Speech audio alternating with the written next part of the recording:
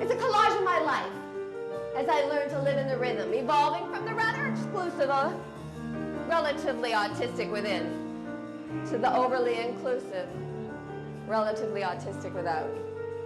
From seeing only me and my shadow to seeing only you, worrying about your opinion of me and my shadow. It's about going from crazy to sane. And it's also a tribute to the parents of autistic children, to the challenges that they face trying to become us, the non-existent neurotypical members of society. In fact, it's a tribute to all parents, to all of us, as we learn to dance and live in the rhythm and see the world through the open eyes of love. So, from thing to thing to thing, I dance the dance in the challenge of change. Oh, by the way, it's okay to laugh.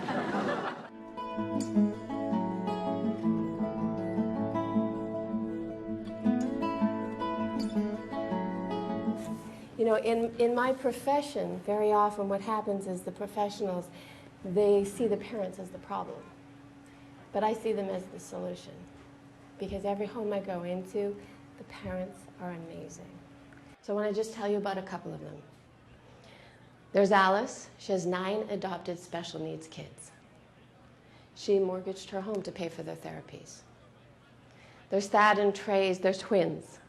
They're both autistic. Their parents sold their cars for alternative meds. These parents shop for solutions instead of for sundries. So I think that they are the most amazing thing in my world.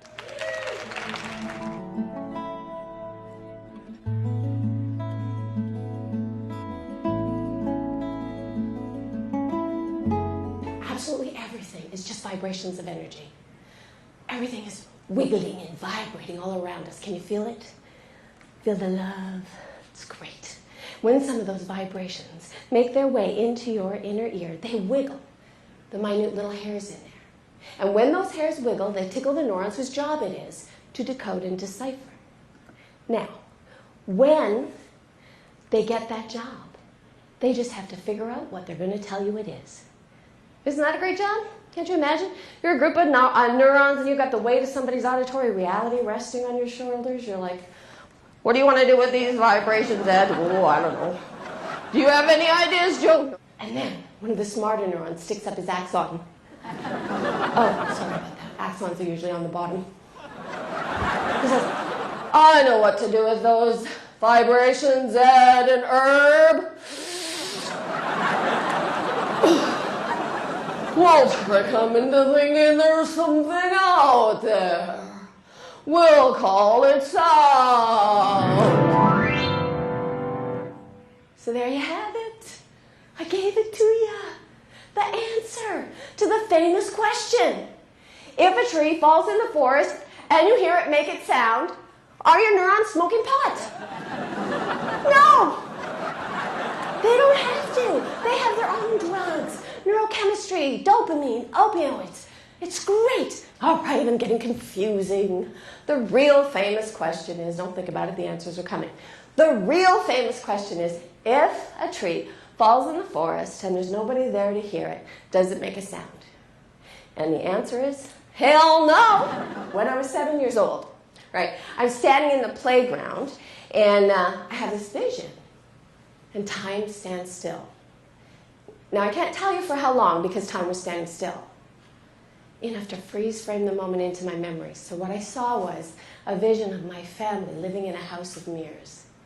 And they're all so completely wrapped up in looking at each other, or at themselves, actually, their own reflections, by the narcissistic, I don't know, enjoyment of seeing themselves from every different angle, that they're completely unaware of anything that's going on around them. And I knew in that moment what that vision meant because I heard an inner voice, and it explained it all to me. It told me that it was an example of multidimensional reality. And that's the moment I understood everything. I understood at 7 years old that time and truth and concrete things are all a makeup in our own mind. That the words coming out of my mouth may be completely different from the words going into my friend's ears.